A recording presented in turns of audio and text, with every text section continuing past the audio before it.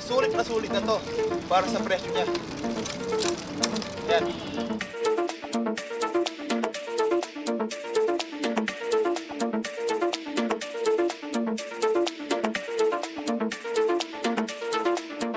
What's up mga kapadyak? Welcome back na naman dito sa aking YouTube channel. So for today's video ay kung makikita nyo naman sa thumbnail natin, ay featured natin tong bagong MTB ni Tosyk na si Tosyk Brooklands na 2022 model. Mamaya alamin natin yung mga nakalagay na components dito at kung sulit nga ba yung specs na nakalagay sa kanya para sa presyo niya. At syempre mga kapadyak, sa video na to ay hindi natin makakalimutan na kunin yung timbang nito. Titignan natin mamaya kung gaano nga ba siya kabigat. Pero bago nga lahat, kung hindi ka pa nakasubscribe sa aking YouTube channel, mag-subscribe ka na at paki-turn on muna rin ang notification bell para lagi kang updated sa mga latest MTB dito sa market na mga binabike check natin. So tara mga kapadyak, huwag na natin patagalin to. Alright mga kapadyak, ito na yung bike check natin dito kay Tosyk Brooklands 2022 model. Mag-start na tayo dito sa kanyang frame. Yung kanyang frame ay matte type na kulay black, tapos combination siya ng kulay blue dito sa kanyang frame. Ayan. Tapos sa pinaka-frame size naman nito, ito ay size small mga kapadyak ha. Around size 16 to 15.5 yung kanyang frame. Tapos sa pinaka-wheel size naman niya, ito ay size 30.5. Yes mga kapadyak, ito ay naka size 30.5 na wheel set, no? Mas malaki pa to sa 29er, bagong-bago sa pandinig natin. Tapos sa pinaka-down tube naman niya, dito nakalagay yung pinaka-brand name niya na Tosyk. Yung kanyang frame ay matte type, tapos yung mga decals niya dito ay glossy type naman. Tapos yung mga decals niya mga kapadyak, kagaya itong Tosyk, ay parang siyang sticker, no? Kasi pag ginawakan mo, may texture siya. Dito na natin pakita yung pinakalagay na kanyang bottle cage. Ayan, kitang-kita. Tapos may nakalagay dito na top performance aluminum. Dahil naka triple butted na tong frame ni Tosyk Brooklands, no? Kadalasan naman to kay Tosyk. Tapos sa pinaka-ICR naman niya, ayan, kitang-kita. Dumaan dito sa kanyang down tube. Sa right side niya, dito yung kanyang cable para sa kanyang RD. Dahil naka 1x lang to. Sa left side naman niya, meron din siyang ICR. Pwede kayo maglagay dito ng FD. Ayan. Tapos sa pinaka head tube naman nito, ayan, kitang-kita din. Naka-tapered na yung kanyang head tube. Nasa size 42 to 54 yung itong sukat ng kanyang head tube. Tapos sa pinaka-harap naman nito kanyang head tube mga kapadyak, ayan, may logo ni Tosyk, kulay black. Tapos sa pinaka-welding naman niya, hindi pa smooth welding yan, no? Ayan, no, kitang-kita naman yung pagka-welding niya. Siyempre, dito na sa kanyang seat tube, hindi pa smooth welding yan. Lalong-lalo na dito sa kanyang pinaka-baby shell dito. Ayan.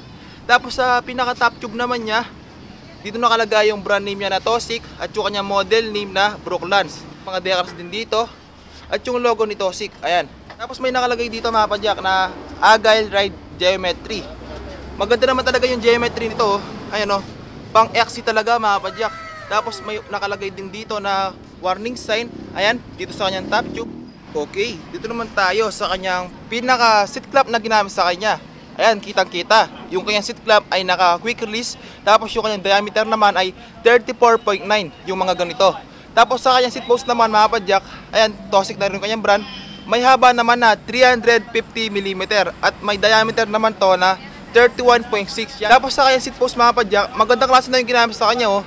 Dalawang tornilyo na yung nagsusuporta dito sa kanyang saddle na Tosyk na rin yung kanyang brand. Saddle naman dito, malambot naman yung saddle. Tapos may butas pa sa gitna yan para sa comfort. Ayan. Tapos sa kanyang release naman dito, yan ay bakal yan mga kapadyak ha. Okay. Dito naman tayo sa kanyang pinaka drivetrain setup na ginamit sa kanya. Ito pala ay naka 1x13 speed. Ayan, kitang-kita. Tapos yung ginamit na RD sa kanya, ayan, Sensa ARX. Pang 13 speed na rin to mga kapadyak. Tapos yung kanyang pulley dito ay medyo oversized na rin. Pati yung dito niya, yung kanyang pulley. Tapos sa kanyang cogs naman na ginamit sa kanya, syempre 13 speed din to. 11 teeth yung pinakamaliit. Yung pinakamalaki naman ay nasa 50 teeth yung pinakamalaki mga kapadyak ha. Tapos yung brand na ginamit sa kanyang cogs ay Sunshine na cassette. Cassette type to mga kapadyak ha. 11 to 50 teeth. Tapos yung pinaka ratio naman niya dito sa kanyang cogs ay ilalagay ko na lang sa screen, no. Itong Sunshine cassette na to mga kapadyak ay matibay naman to. Tapos sa pinaka chainstay naman niya, may nakalagay dito na model name niya na Brooklands. Tapos sa kanyang chainstay naman, may nakalagay dito na Agile Ride Geometry. Sa kanyang frame, meron din siyang stay bridge, meron din siyang chainstay bridge dito. Tapos sa pinaka-chain naman na ginamit sa kanya, yung chain na ginamit sa kanya mga kapadyak, naka DYC chain na pang 13 speed. Ayan. Tapos sa pinaka-crankset naman niya, Tosic yung kanyang brand. Pero yung brand na talaga nito mga kapadyak ay Sulane Forged Shine. Nirebrand lang to sa Tosic. Ayan. Forged alloy na yung ginamit sa kanya. 170mm yung haba nitong kanyang crank arm. Naka hollow tech. Tapos naka 104 BCD naman yung dapat na ilagay mo na chainring dito. Tapos sa chainring naman na ginamit sa kanya, Sulane na yung ginamit sa kanya. Alloy 6061 yung ginamit na material dito. 36 teeth narrow wide yung chainring nito mga kapadyak ha. Tapos sa pinaka pedals naman niya, hindi pa nakalagay. Ito yung kanyang pedals mga kapadyak ha. Stock pa to pero naka-alloy na to at naka-seat bearing na rin. Kaya maganda klase na rin. Okay, dito naman tayo sa kanyang pinaka-shifting performance. Naka 13 speed to mga kapadyak, yung ginamit na RD sa kanya. Sensa ARX. Tapos sa cogs naman niya, cassette type. Sunshine cassette yung ginamit sa kanya. 11 to 50 yung kanyang ratio. Tapos naka 1x naman dito. Ito yung shifting performance mga kapadyak ha.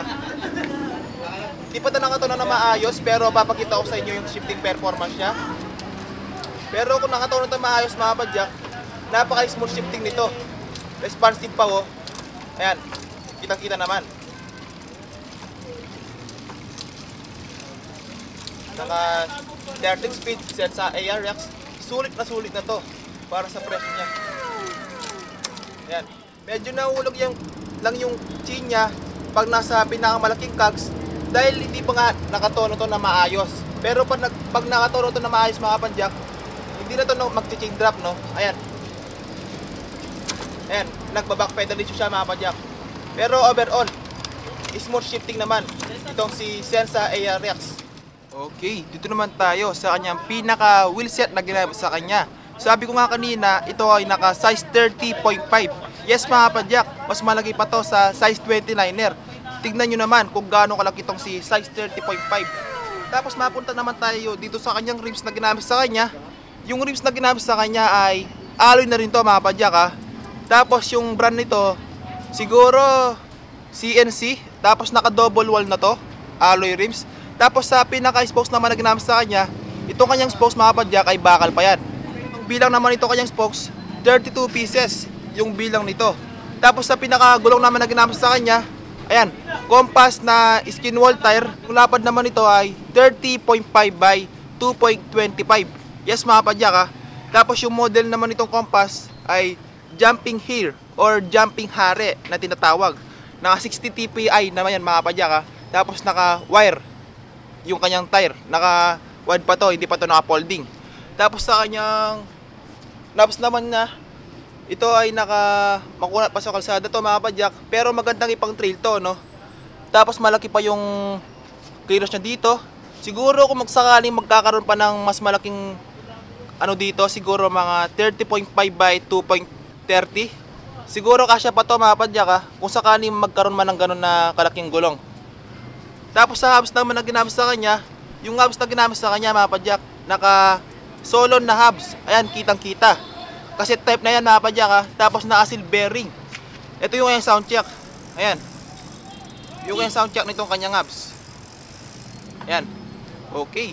Dito naman tayo sa kanyang pinaka fork na ginamit sa kanya. Ayan. Naka air fork na pala to mga kapadyak. Tapos yung ginamit sa kanya, Uding R32. 32mm na yung taba nito kayang stanchion. Tapos naka 120mm yung haba nito kanyang travel. Alloy no kanyang lower legs, pati yung kanyang arm dito ay alloy din yan. Naka manual lockout, ito kanyang fork.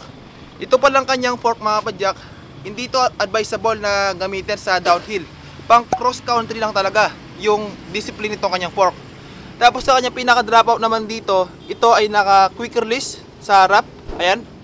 Tapos sa wheelset naman niya dito ay naka size 30.5 din yan. Kanyang brakes naman na ginamit sa kanya, naka Siemens na hydraulic brakes din to. Sinamahan pa to ng 160mm na rotors. Naka 6 bolts na rin to sa harap yung kanyang rotors. Naka post mount naman yung braking mount niya dito sa kanyang fork. Ayan. Dito naman sa likod, yung kanyang braking mount dito ay naka post mount na rin. Siemens na hydraulic brakes din yung ginamit sa kanya. Tapos naka quick release dito sa likod.